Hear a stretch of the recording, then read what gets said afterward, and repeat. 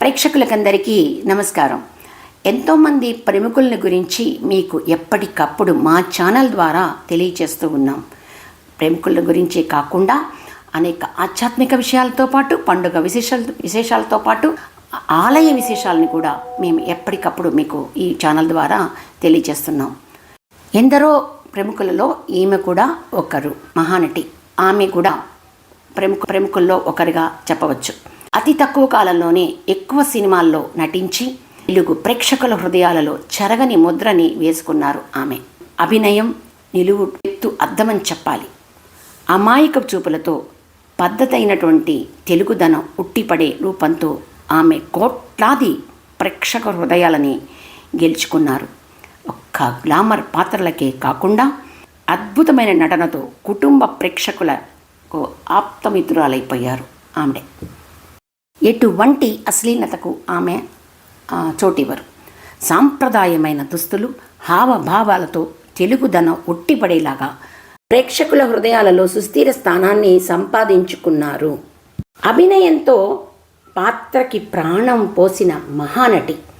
ఆమె చిరునవ్వు వెరిసిన మల్లె పువ్వు, ఆమె మోము నిండు జాబిల్లి, ఆమె కనుబొమ్మల కదలికలో ప్రేక్షకుల హృదయాలలో గిలిగింతలు పెట్టగల సామర్థ్యం ఉన్నటువంటి నటి. ఆమె చీర కట్టు కానీ నుదుటి పెట్టే బొట్టు కానీ పరిపూర్ణమైనటువంటి స్త్రీ అని అనిపించుకుంటుంది. తెలుగుతనానికే వన్నె తెచ్చిన వనిత ఆమెడ. ఎవరు, ఏమిటి, ఎక్కడ పుట్టారు, ఎలా జీవితంలో సినీ రంగంలోకి ప్రవేశించారు, ఆవిడ అసలు కోరిక ఏమిటి, చిన్నతనం నుంచి ఆవిడ ఏం కావాలని కలలు కన్నారు, ఏ విధంగా సినిమా రంగంలోకి ప్రవేశం చేశారు, ఈ విషయాలన్నీ తెలుసుకునే ముందుగా @మాట్లాడుకుందాం ఛానల్కి, మా ఛానల్కి సపోర్ట్ చేయండి.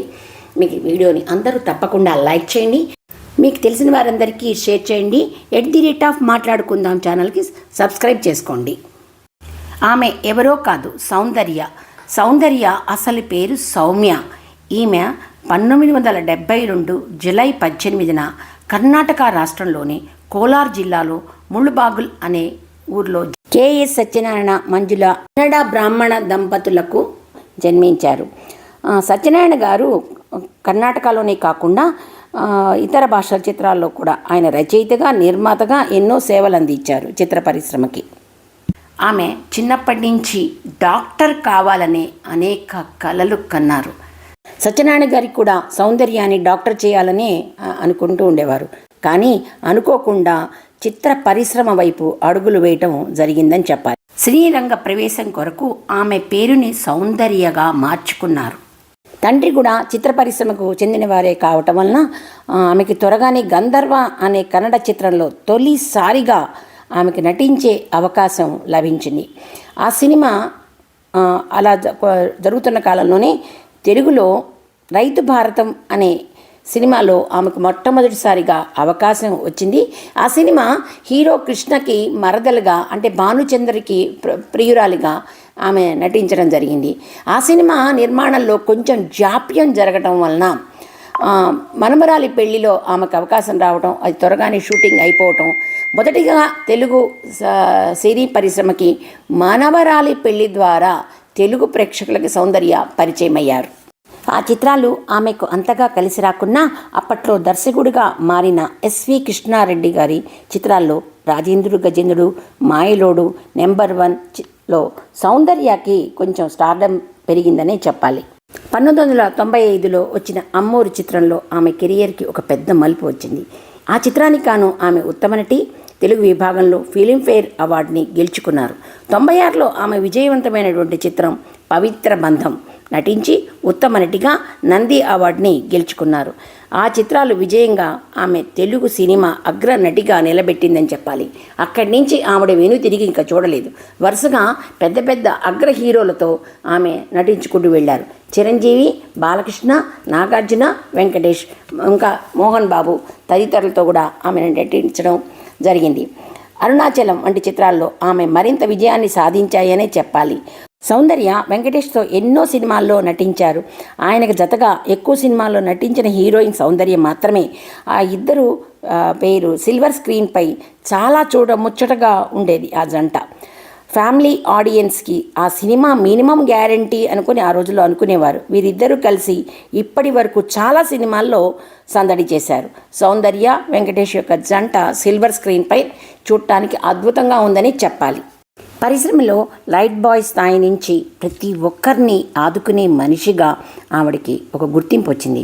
వీటన్నిటికీ మూలకంగా పరిశ్రమలోనే కాకుండా అభిమానుల హృదయాల్లో సుస్థిర స్థానాన్ని సంపాదించుకున్నారు సౌందర్య. సౌందర్యాన్ని తెలుగింటి ఆడబొడుచుగా ఆదరించారు.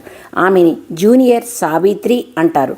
సౌందర్యకు నవరస నటన మయూరి అనే బిరుదు కూడా ఉన్నది. నెంబర్ 1, అమ్మ దొంగ, అమ్మ నా కోడల, టాప్ హీరో, అన్నయ్య, రిక్షా ఓడు, కలిసి నడుద్దాం, ఇంట్లో ఇల్లాలు, వంట ఇల్లు ప్రియురాలు, పోస్ట్ మ్యాన్, పెద్దరాయుడు, జయం మందేర, నరసింహ, శ్వేతనాగు, మాయలోడు, దేవీపుత్రుడు, అజాద్, ఎదురులేని మనిషి, సూపర్ పోలీస్, నిన్నే ప్రేమిస్తా, ఇట్లా అనేక చిత్రాల్లో ఆమె నటించారు. ఆవిడ నటించి విజయాన్ని సాధించారు. 100కు పైగానే ఆవిడ తెలుగు, తమిళ, కన్నడ, మలయాళ సినిమాల్లో నటించారు. హిందీలో అమితాబ్ బచ్చన్తో కూడా 1999లో సూర్యవంశ్ అమితాబ్ బచ్చన్తో నటించిన సినిమా కూడా హిట్ అయిందనే చెప్పాలి. సౌందర్య 6 ఫిలింఫేర్ పురస్కారాలని అందుకున్నారు. అవి అమ్మోరు 1994, అంతఃపురం 1998, రాజా 99, ద్వీప 2002, ఉత్తమ నటిగా ఉత్తమ నిర్మాత విభాగాల్లో 2 పురస్కారాలని, ఆప్తమిత్ర 2004లో కర్ణాటక ప్రభుత్వం నుంచి 4 ప్రతిష్టాత్మక పురస్కారాలను కూడా ఆమె అందుకున్నారు. ఉత్తమ నటిగా ఉత్తమ నిర్మాత విభాగంలో 2 పురస్కారాలని, ఇలా రాష్ట్ర ప్రభుత్వం నుంచి 3 ప్రతిష్టాత్మక నంది పురస్కారాలని అందుకున్నారు సౌందర్య.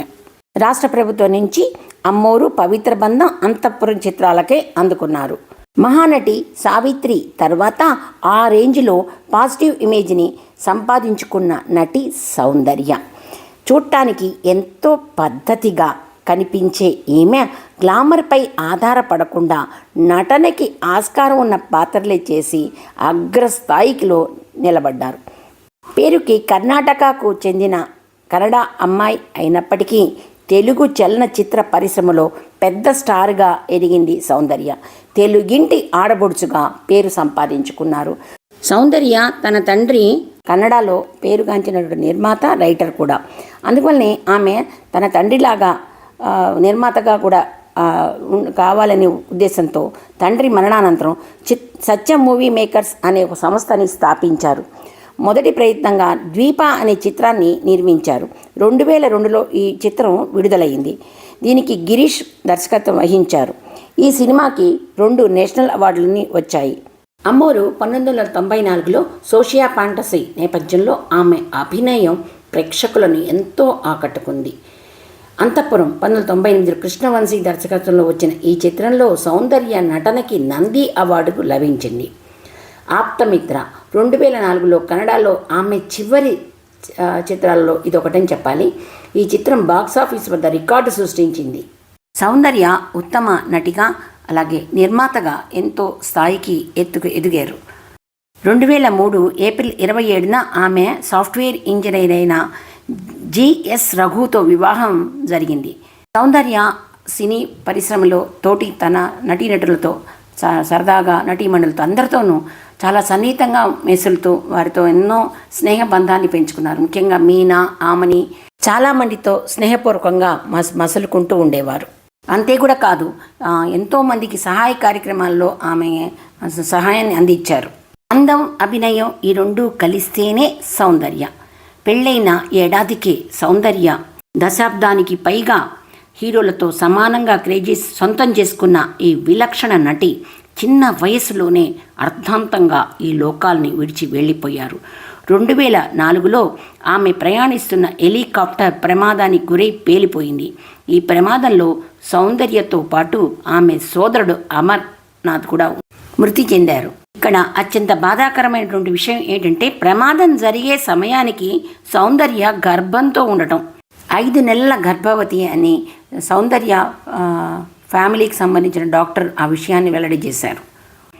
మంటలు భారీగా చెలరేగడంతో పాటు సౌందర్యతో పాటు ఆమె అమర్నాథ్, ఆమె సోదరుడు అక్కడికక్కడే కాలి బూడిదైపోయారు. ఎవరి శరీర భాగాలు ఎవరివో కనుక్కోవటానికి కూడా చాలా ఇబ్బంది పడవలసి వచ్చింది అప్పుడు.